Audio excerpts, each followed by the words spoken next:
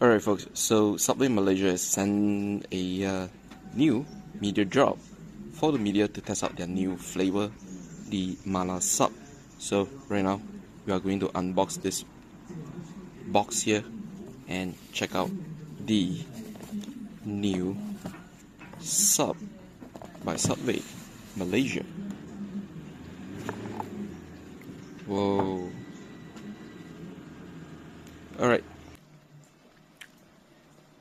Wow. The spiciness kick in this mala sub, definitely you can taste it. It's there. It's quite nice as well. The seasoning of the mala sauce is pretty good. You really love the spicy kick in the mala.